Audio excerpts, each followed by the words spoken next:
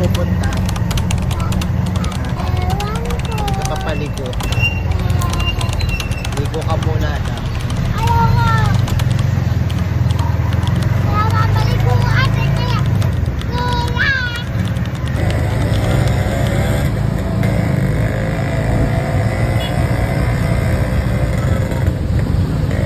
Ito na nga, araw ng linggo. Kasama ko si Aling Maliit. Papunta kami ng Morong. Diba, napakainit ng panahon itong araw na to. Pero syempre, kailangan natin kumilos. Kundi hindi tayo kakain. Punta kami ng Morong para bumili kasi Changi doon. So baka mura mga tinda-tinda doon. Ito na, nasa highway na kami. Diba? Kahit nakikita nyo medyo hindi maganda yung mga ginagawang daan, pero yung green na kapaligiran ng mga palayan, magandang tanawin, di ba? Ito na, pa-enter na kami ng Morong, di ba? Nakita mo na yung signage, welcome to Morong. Ito na yon, di ba? Yan, kung titingnan nyo, yan yung highway pagka araw, di ba? Pero sa hapon, iba yan. Ito na nga si Aling Maliit. Yan, nagkutot na ng kadaliri. Ibig sabihin, nagugutom na daw siya. Sabi ko, may challenge ako sa iyo. Pag hindi ka bibili ng laruan, napipigil mo sarili mo, may reward ka. Diba? Ito na, nasa Changi Morong na kami sa may palengke. Hanap lang kami ng mapaparkan dyan, ng tricycle. Katapos, waka-waka na kami. Sabi ko, ang Aling Maliit dyan, huwag na sumama. Nagpupumilit, sasama daw siya. Sabi niya sa akin, naku, makukulit mo talaga sa singit yung batang yan. Napakakulit talaga. Tigas ng ulo. Kaloka. Yan na. Nakakita na kami dyan sa part na yun ng aming paparkan. Kaya ito, si Aling Maliit kasama ko. Waka-waka na kami sa palengke. Diba? Ginagawa pala yung pinakang main ng palengke. Kaya parang yung mga dating tinda doon sa may harapan. Narito din sila sa may kalagitnaan ngayon, improvement ng Morong, di ba? At eto, nauhaw kami. Bumili kami ng buko kay Mr. Buko, man. Hello, di ba? Kaya kami napabili, alam mo na.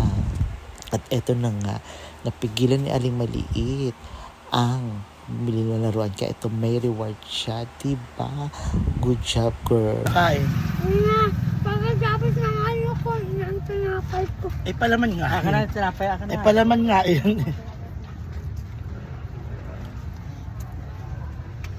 Palaman nga yung hotdog, hindi mo ka na. Narampa. O diba, change space na tayo hapon na. Ito na yung itsura ng highway ng Morong. Diba, ang dami ng tao. Dami ng tinra dyan. From napaka-clear kami ng umaga ngayon. Diba, o hindi magkamalo. Kaliwat kanin, daming tao. At ito na nga, may tinihanap kami diyan ni friend yung titinda ng parang pancake na masarap. Pero inikot namin. Parang hindi namin makita. Parang wala siya ngayon kung kailan Sunday, diba? Pero ang daming tao. Diba? Ang dami namimili. Ang ganda naman talaga. Pero syempre, ingatin tayo kasi highway nga yan. Ito ang friend ko, diba? Mayaman, nagtatanong na naman ng motor. Mukhang bibili na naman ng motor. Bumibili na naman ng motor. Hindi na naman another motor na naman.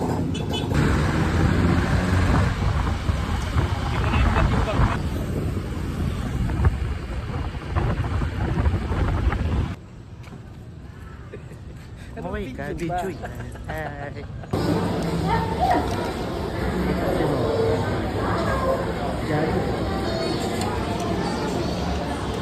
Nagpakain ng madam. Diba? Libre. Thank you. Bibili na naman ng panibagong motor. Just bongga. Ipon motor. Yes. Pamigay jowa. Ganon. At eto, naglaro ng gandang-ganda ng dalawa, isang sweet at isang kulot. Bumili nga kami dyan ng Jollibee kasi nga, naplano namin kakain kami dito sa Banggandang Baras, diba? Bili kami tapos upo kami sa may damuhan.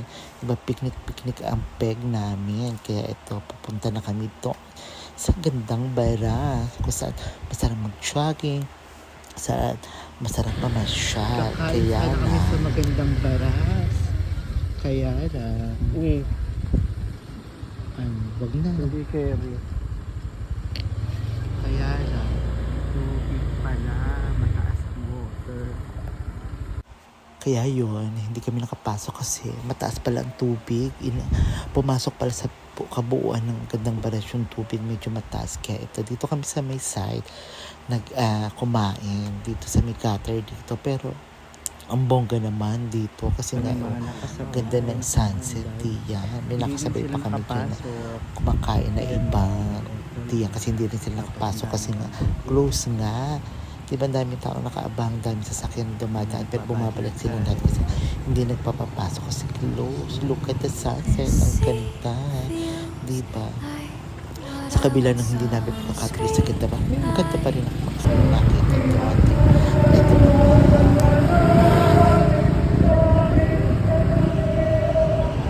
after namin magandang balat, diretso kami ng Tanay Pilya. Meron din palang version ng Pilya ng tambayan at saka kainan sa highway, diba? Ito yun.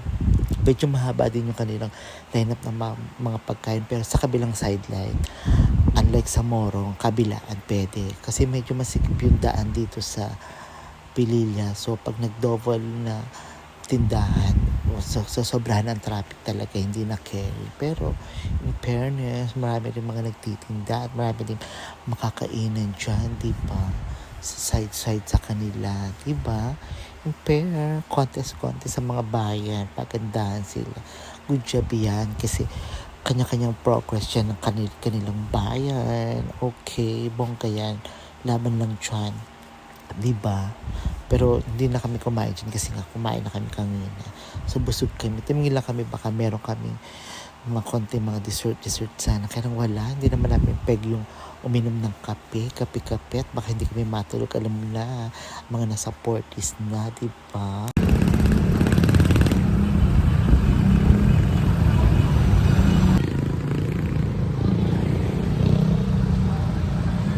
Pero alam nyo ba, ang dami namin napunta na ikot. Napagod din naman yung dumaan pa kami dito sa Red Light Bridge, di ba? Ang bukong ka naman Red Light Bridge na tatanay yan. Diyos ko, hanapin nyo kung saan yan.